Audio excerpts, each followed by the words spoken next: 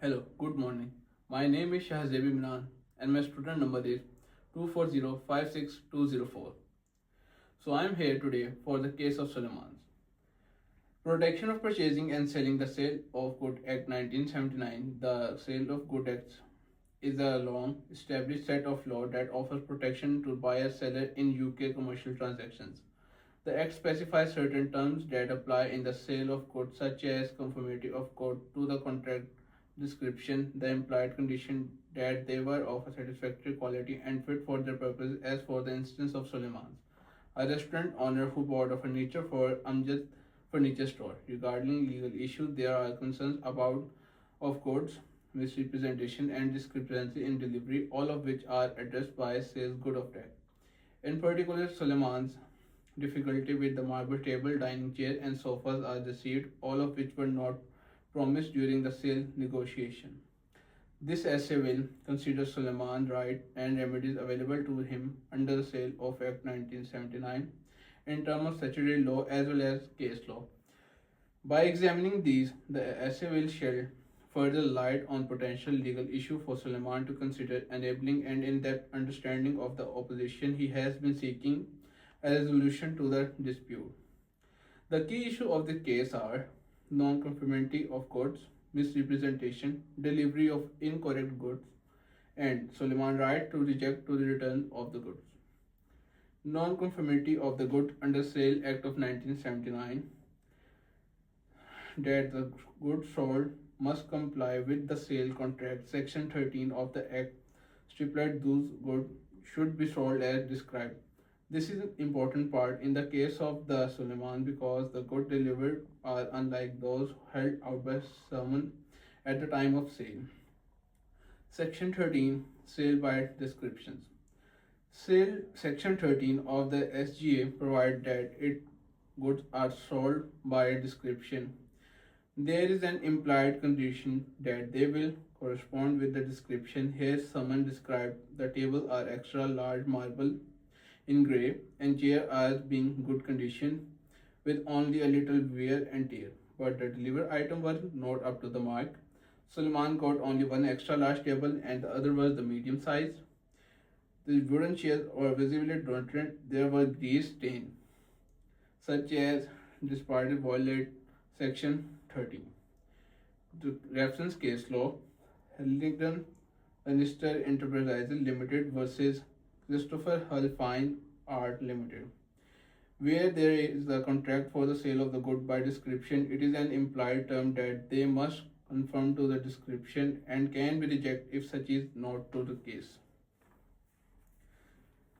There is deficit of the object as described at the time of sale. Suleiman, accordingly, he is entitled to reject even under section 13 of the Act and claim damage of the breach.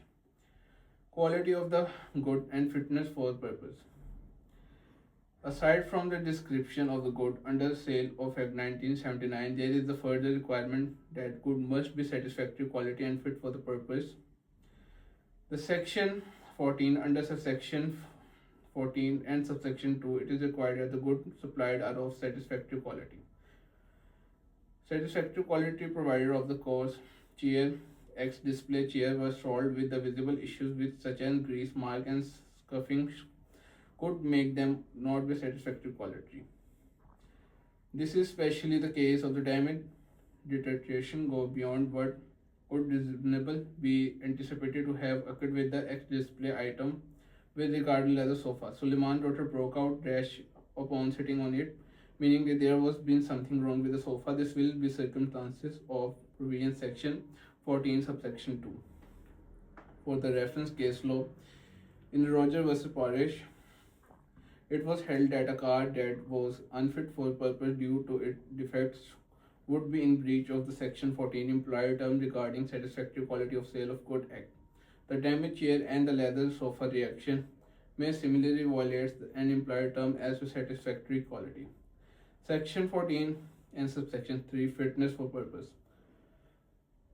For the misrepresentation is when misrepresentation of an unfaithful fact cause a party contract claim for misrepresentation. Section 2 of the Misrepresentation Act 1967 deals with the claim of the misrepresentation. It recognizes that a remedy can be given in contract law when there is a false statement.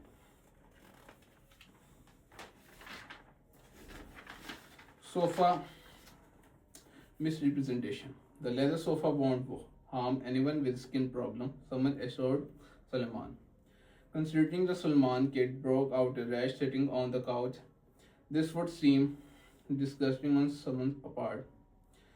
Salman relied to his determined to false representation with the purchasing the leather sofa. To the extent this misrepresentation was not an innocent one and was made negligently or fraudulently. Salman would have claimed for the damages under Misrepresentation Act 1967 for the reference case. It was held in Derry vs. Peak. The misrepresentation fraudulently, it is a statement false representative knew it was false or made it recklessly.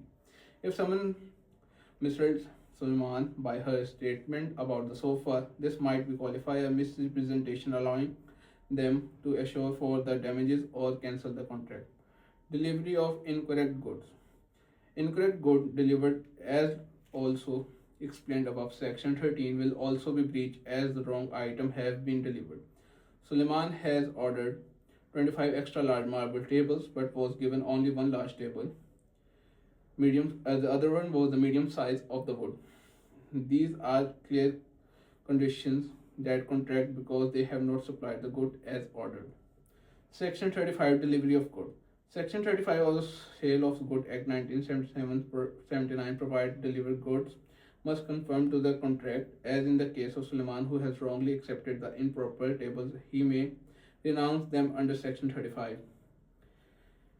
Suleiman's right of refusal to accept the good. Suleiman's right to reject the good is covered by Section 11 of the Sale of Good Act 1979. He is entitled within a reasonable time after receipt of the good to refuse complies with the delivery on the ground and it does not conform with the contract as the good did not correspond with the contract description and were of medical quality which was unsatisfactory for the purpose contemplated by Suleiman. He has right to reject.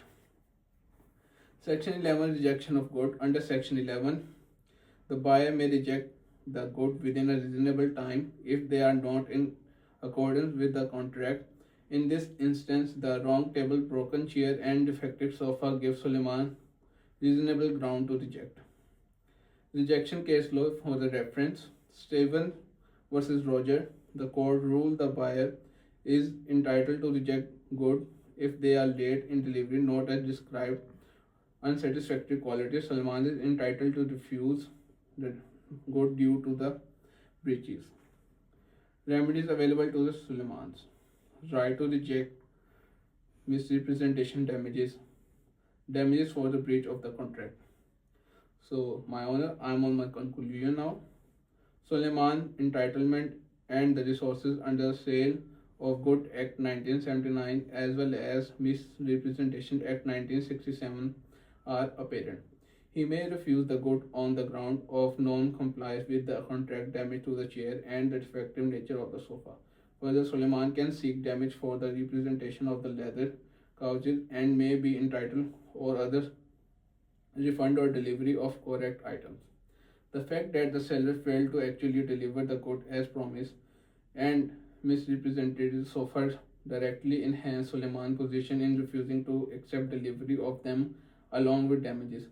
Under these circumstances, Suleiman must exercise legal remedies by rejecting the good, notifying Cambodia that the dishonored draft will not be accepted, returning them and seeking damages for breach of contract and misrepresentation. Thank you.